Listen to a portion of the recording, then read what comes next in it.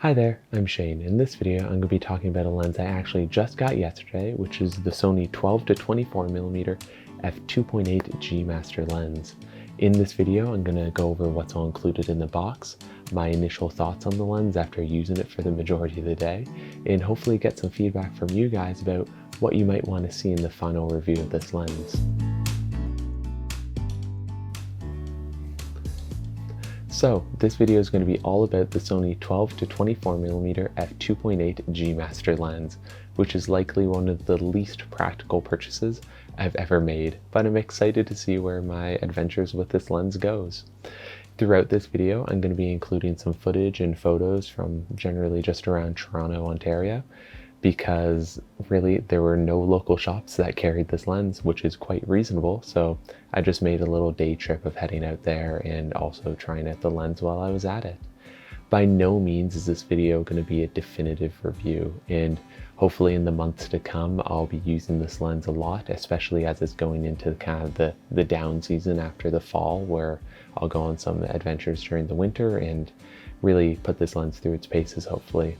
However, the idea of this video hopefully will be to give you my initial thoughts on the lens, and I'd really appreciate it if any of you guys have any thoughts or questions about the lens that you'd like for me to try out.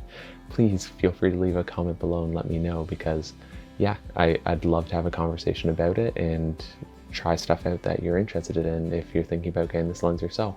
Starting off though, I'll go over what Sony includes in the box, and quite honestly, I've never been a big fan of ostentatious packaging where there's a lot of wasted plastic and cardboard, and I usually actually appreciate Sony's approach here.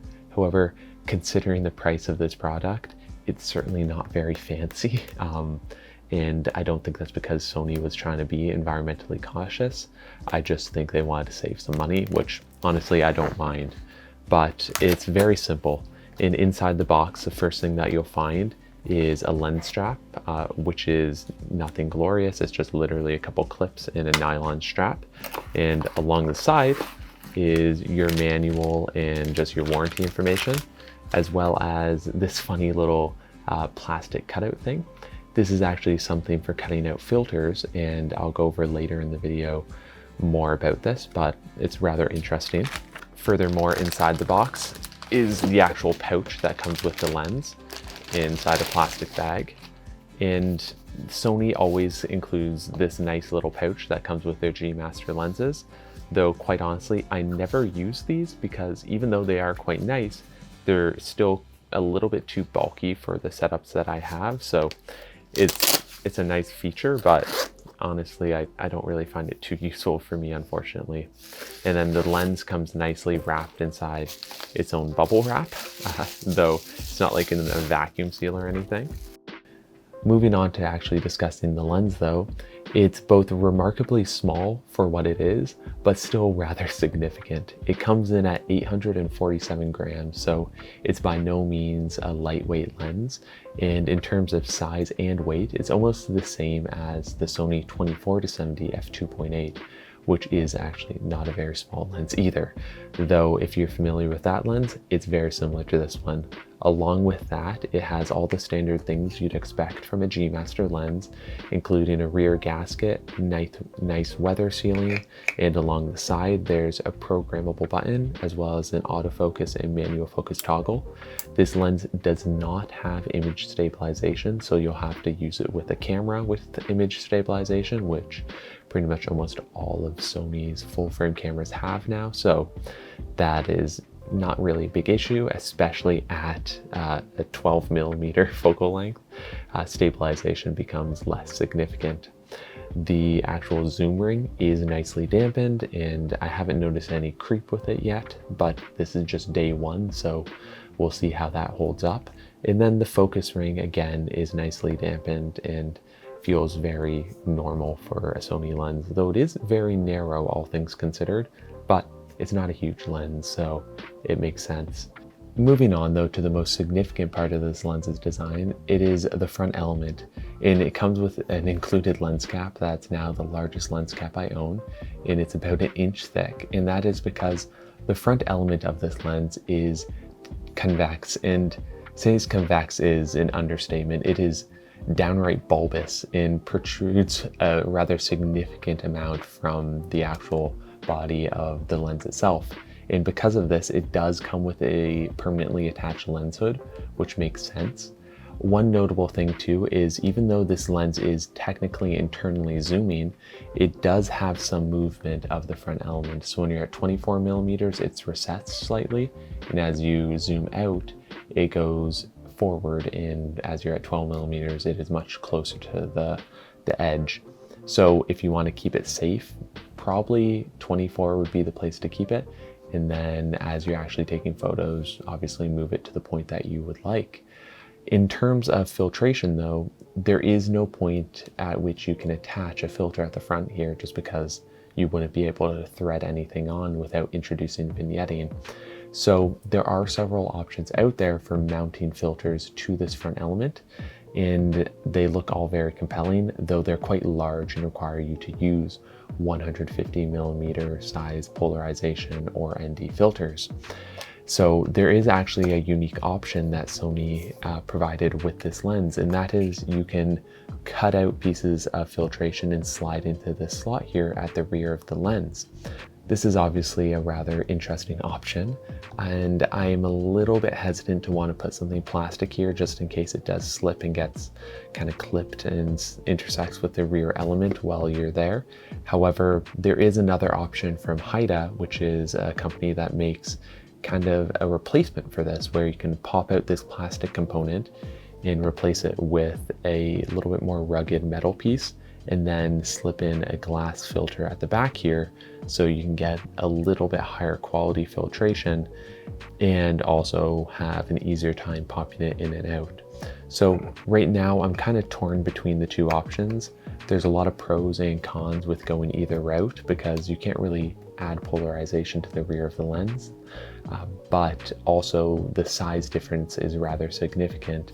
And I know buying this lens isn't going to be a good indication of you want a lightweight portable setup. However, I still don't know what option will be best for my purposes. So if any of you have any experience with either of these filtration routes, I'd love to hear from you though, because in the past I've only ever used circular polarizer ND filters. So yeah, it's a decision I'll have to make going down the road. Let's move on though to discussing my initial impressions of the image quality from this lens. And for a bit of context, the widest I've ever gone on full frame prior to this was 14 millimeters, and my bread and butter kind of ultra wide lens prior was the Zeiss Batis 18 millimeter f2.8 lens, which I've taken with me on many trips, and it's actually the lens I first reviewed on this channel. And yeah, I love it. It's a really lightweight lens that still has autofocus, weather sealing, and can have circular polarizers and filters put on the front of it, which is obviously a really big appeal. Though for the foreseeable future, I'll be using this lens for all my kind of, well, really everything that I can use it for, just because I'm excited to try it out. For all the photos and videos that I'll be showing, I use the Sony a7S III, which I know isn't the best camera to demonstrate this lens's resolution power. However, the video content I hope will demonstrate how it holds up, and it's the best camera I have to demonstrate the autofocus functionality, which I really want to try out. Overall though, I got a little carried away with shooting at 12 millimeters, and I hope you forgive me considering this was the first time I got to experience it, and it's quite a bit of fun. One of the most standout things though, when I was shooting so wide, is the amount of flare resistance and overall contrast the images have despite shooting almost directly into the sun. This isn't necessarily surprising as it is marketed as a G Master lens, which should be the best Sony has to offer, and most of the reviews online also mentioned that it has very good contrast and flare resistance, though using it in person was a remarkably fun experience. And even when I was shooting like into the water with the sun, the photos I didn't even need to adjust the contrast on. They just actually resolved that well and maintained their sharpness, so it was impressive to say the least. Another feature that stood out to me actually was the autofocus speed, which I feel kind of silly mentioning considering this is a 12 to 24 millimeter lens. In how much do you need to focus on besides infinity, to be honest? However, in my testing, I basically never used manual focus once just because it was able to lock onto focus to basically everything I pointed it at with incredible ease and speed, and I was using it with the Sony a7S III, so theoretically it should have the best autofocus systems Sony still has to offer on their camera systems, and it just kept up basically as any other lens from Sony that I have. And yeah, it's nice for that purpose. I'll still have to see how it performs in more challenging environments at night and for manually focusing with Astro, but my initial impressions are quite positive as well. The last thing of note I'd like to discuss is the distortion control, which is absolutely remarkable considering, again, the focal lengths of this lens. Even at 12 millimeters, if you look in some of these photos where there's a lot of lines like the railcar tracks or the buildings, there's almost no warp to them and you don't get a fisheye effect, which again, for a G Master lens is not terribly surprising, though it is remarkable. And even once you apply the corrections in Lightroom, there's not a huge difference just because it's so well internally corrected, which is going to be awesome for video and astrophotography where corrections aren't always possible or really desirable. So I'll be very excited to try it out in the future. And again, in these photos here, it just was really cool to see how much I could use the geometry tool in Lightroom, because you can get this to become basically a digital tilt shift lens if you have a high enough resolution camera. With the a7S III, it obviously does degrade the image quality quite a bit, but if you're using something like an A1 or an A7R III or 4, you'll really get to play around with this lens in a unique way when you're taking photos of architecture. That's going to be it for this video though. I wanted to keep it relatively short and sweet, just discussing my initial thoughts on the lens. And more importantly, I'd like to hear from you. If you have any questions about this lens or you want to see me try anything out with it, please let me know in the comment section, or just leave a comment if you enjoyed the video, and maybe consider liking the video and subscribing to my channel. It goes a really long way to help me make more videos like this, and I really enjoy doing that. But anyways, I hope you have a fantastic day, and I'll see you in the next one.